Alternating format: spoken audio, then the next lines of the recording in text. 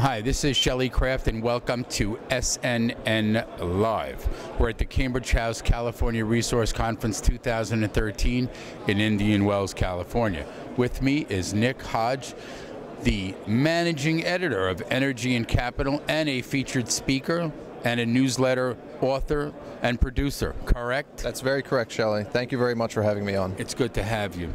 Okay, as a featured speaker today, what did you speak about to this big audience? Well, the first thing I really spoke about was how you have to manage all your finances yourself, and from there I broke it out into the four-part portfolio that I use to manage all my own finances. Such as? Well, the four parts that I use to manage my own finances are precious metals is the first one, energy is the second one, land, food, and water is the third, and then high growth plays in the resource space is the fourth prong, and that's how I manage my own portfolio. So, how do you make your sector choices? How do you know which companies to go after?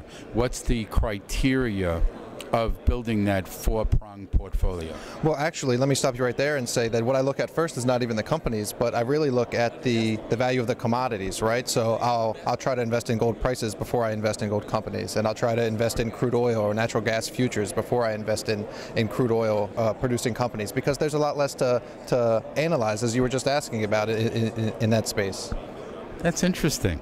So you're really looking at the commodity first, and if you then go into the growth part of the portfolio, that's probably where you'll ascertain which company you might think about investing in as part of an equity portion of the four in the portfolio. That's exactly right. You know, I look at the supply and demand for the gold and the oil and things that are going on with respect to, you know, money printing or quantitative easing. And then when we get into the high growth part, I look at companies. You know, I look at in the mining space, I look at their resource base. You know, how deep in the ground is it? How good is management? What has their track record been?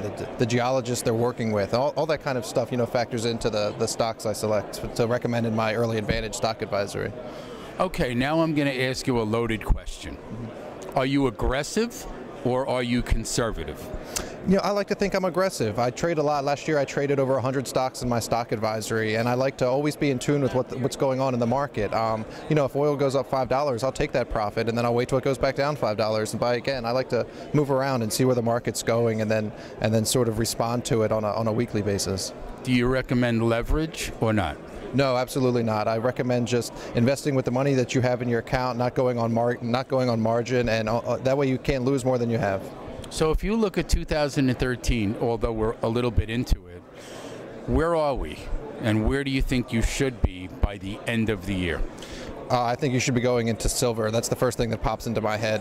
This may be a gold conference, but I think silver's got the leverage and it has more room to gap up to get to the historic gold to silver ratio. That would be the first place I would look right now. Do you think silver had a fall in sympathy with gold? Because, you know, what's really changed in the dynamic?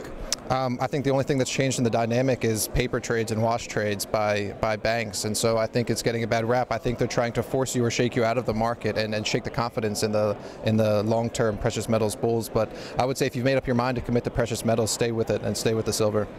So when you diversify using your four-prong in your portfolio management ideas, is the diversification the main reason why you've chosen four, or was it just that you don't want to miss an opportunity?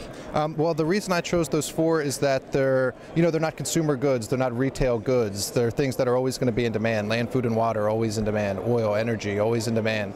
Precious metals, a good hedge against dollar debasement and future uncertainty. I think they're things that are not easily able to be manipulated, and things that are always going to be in demand, and things that are always going to grow, especially with a rising global population. What's your background? My background, well, I'm a newsletter writer. I was a communications major, and then I just self-taught in the energy markets. I started in alternative energy in 2007, and I've just remained diligent and educated myself on the market ever since. So basically you made a few bucks and you figured you could tell other people how to do it. It's been going well for half a decade. I like that. Okay, tell us about the two newsletters. The two free newsletters are Energy and Capital, where you can sign up for free at energyandcapital.com, and the other is Wealth Daily, where you can sign up for free at wealthdaily.com. Why not do that, ladies and gentlemen? They're free, as they say. So let's finish off and give the websites one more time. Energyandcapital.com and wealthdaily.com. Ladies and gentlemen, I'm Shelly Kraft. This is SNN Live. Nick Hodge of Energy and Capital. He is the managing editor. You can get to him directly. He's a featured speaker here.